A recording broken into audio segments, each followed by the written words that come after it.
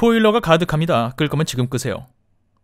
개별 히어로들의 솔로 무비를 개봉한 후에 그걸 모아서 판을 벌인 어벤져스 시리즈와는 달리 배트맨 대 슈퍼맨은 이제 나올 히어로들의 솔로 무비를 위해 저스티스 리그 시리즈의 거대한 장을 열어주는 역할을 했습니다.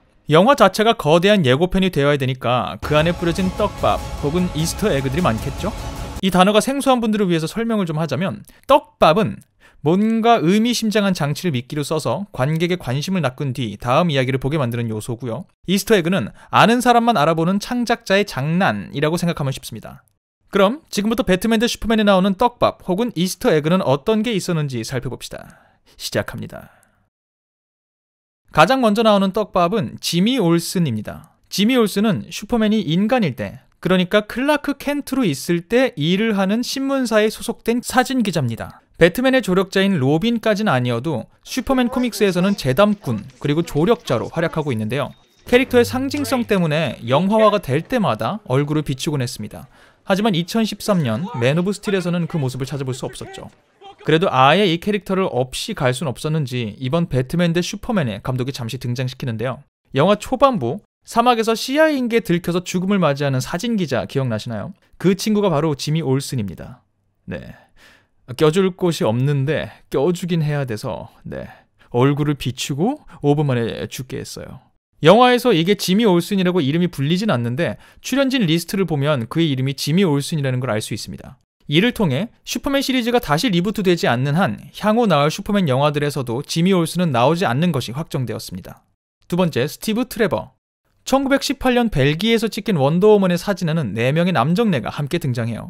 그 중에 원더우먼 바로 옆에 서 있는 사람이 스티브 트레버인데요. 스타트랙 비기닝의 주연 배우 크리스 파인이 연기합니다. 그 사진에도 크리스 파인의 얼굴이 그대로 나오는데요. 이를 통해서 향후 개봉 예정인 원더우먼의 솔로 영화 배경은 1918년 벨기에에서 벌어지는 사건이라는 것을 알 수 있습니다. 마더박스.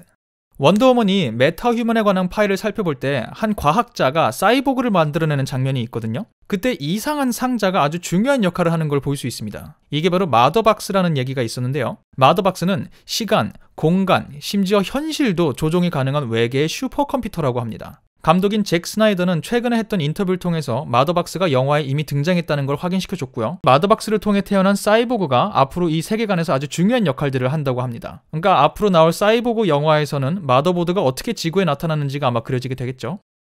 한 가지 덧붙이자면 그 사이보그를 만들어내는 박사 있죠? 그 박사를 연기한 배우가 저 옛날 터미네이터2에서 터미네이터의 로봇 팔을 연구해서 스카이넷이라는 인공지능을 만들어내는 공학 박사 역할을 한 그 배우입니다.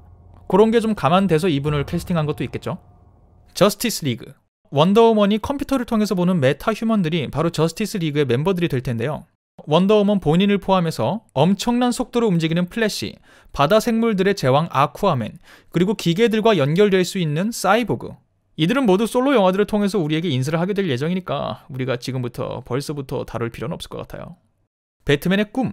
배트맨이 사막에서 괴한들과 싸우고 벌레들이 날아와서 배트맨을 잡고 슈퍼맨이 날아와서 배트맨에게 말합니다. 그녀는 내 전부였는데 네가 빼앗아갔어. 그리고 꿈에서 깨자 이번엔 플래시가 어디선가 얼굴을 내밀고 로이스 레인이 중요해. 그는 위험해. 네가 맞았어. 우리를 찾아라. 이런 말을 하는데요. 이건 꿈이었을까요? 아니면 실제 미래에 일어날 일일까요? 로이스 레인이 죽게 되고 그로 인해 슈퍼맨이 선한 마음을 버리고 자신이 이끄는 군대와 함께 지구를 철권 통치한다는 게임 인저스티스 Gods Among Us의 내용이 앞으로 영화에서도 펼쳐지게 될까요?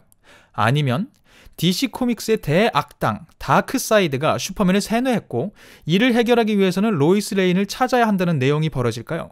아니면 다크사이드가 실제로 로이스 레인을 죽였을까요?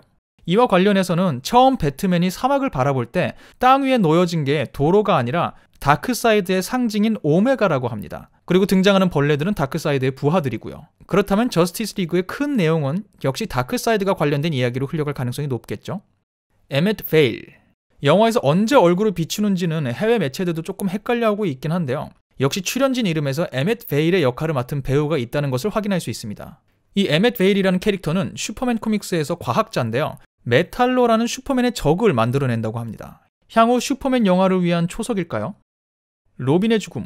배트맨의 동굴에는 조커의 낙서가 적혀있는 슈트가 보관되어 있습니다. 이건 로빈이 입던 슈트죠. 원작 코믹스에서는 2대 로빈이었던 제이슨 토드가 조커에게 죽임을 당하고요. 훗날 3대 로빈이 따로 뽑히는데요. 배트맨 솔로 무비에서 이런 내용이 다뤄질 수도 있을까요? 떡밥 중 마지막은 역시 슈퍼맨의 죽음입니다.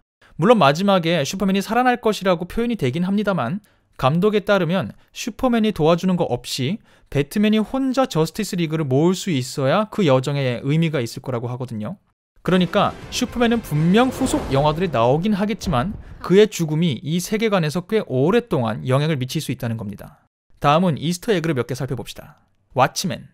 배트맨 대 슈퍼맨의 감독 잭 스나이더는 다른 히어로 영화 왓치맨의 감독이기도 했습니다. 그래서인지 왓치맨에서 작업한 배우들을 이번 히어로 영화에도 등장시켰는데요. 영화 속 대통령은 왓치맨의 나이트 오울, 배트맨의 아버지는 왓치맨의 코미디언, 그리고 크립톤 비행선의 인공지능 목소리는 왓치맨의 실크 스펙터를 연기한 배우들이 맡았습니다. 또 영화 속 그래피티 중에는 왓치맨은 누가 감시하지? 라는 유명한 인용구가 라틴어로 적혀 있다는 걸 봤다는 사람도 있고요. 이래서 배우는 감독을 잘 만나야 되나봐요. 쓰고 또 써주니까. 다음으로 1938년. 한글 자막으로는 어떻게 나오는지 기억이 잘 안 나는데 신문사의 역할을 논하는 클라크 켄트에게 그의 상사죠. 데일리 플래넷의 페리 화이트가 영어로 지금은 1938년이 아니야 라고 말하는데요. 1938년은 바로 슈퍼맨 코믹스가 처음 발간된 해입니다. TK421 영화 막바지 감옥에 수감된 렉스 루터의 죄수 번호가 16-TK-421인데요. 이 TK421은 영화 스타워즈에서 주인공 루크 스카이워커와 한 솔로에게 갑옷을 빼앗기는 스톰트루퍼의 군번입니다. 동화 인용구들. 핀치 의원한테 크립토나이트를 설명하면서 렉스 루터는 에메랄드 시티죠 라고 말합니다. 또 장기간 신문사에 보이지 않는 클라크 켄트에게 페리 화이트가 구두굽 3번 부딪히고 캔자스로 날아갔나 보군 이라고 말하는데요. 둘 다 동화 오즈의 마법사에서 인용된 대사들입니다. 비슷하게 1시간이 지난 직후 크립톤 우주선에 나타난 슈퍼맨에게 렉스 루터가 늦었다고 말하는 장면이 있죠. 그때 영어로 늦었어 하얀 도끼가 말했습니다 라고 말하는데요. 이건 이상한 나라의 앨리스에서 인용된 대사입니다. 마지막으로 영화 속에서 재현된 장면들을 조금 살펴볼까요? 영화는 배트맨과 관련된 여러 기존 작품들을 녹여내고 있습니다. 또 슈퍼맨과 관련된 여러 장면들도 그가 등장한 코믹스들의 장면을 재현했음을 알 수 있죠. 그리고 무엇보다 이 영화에 가장 큰 영향을 끼쳤을 코믹스 다크나이트 리턴즈의 장면은 너무 많이 재현되어서 모두 다루기가 힘들 정도입니다. 대표적인 것만 거론해봐도 배트맨의 무장 슈트, 슈퍼맨을 상대할 때 사용된 초음파 공격, 발로 슈퍼맨을 차버리는 배트맨, 핵폭탄을 맞고 말라깽이가 되어버린 슈퍼맨, 벽을 부숴서 악당의 무기를 뺏고 인지를 죽이겠다고 협박하는 악당을 총으로 무찌른 뒤 I believe you 라고 말하는 것까지 모두 배트맨 코믹스의 역사적인 작품으로 남아있는 다크나이트 리턴즈에 그대로 등장하는 장면들입니다. 네, 이렇게 영화 속의 떡밥과 이스터에그들을 다뤄보았습니다. 영화 속의 떡밥들이 후속 영화에서 어떻게 회수될지 기대하면서 전 이만 물러나 보겠습니다. 감사합니다.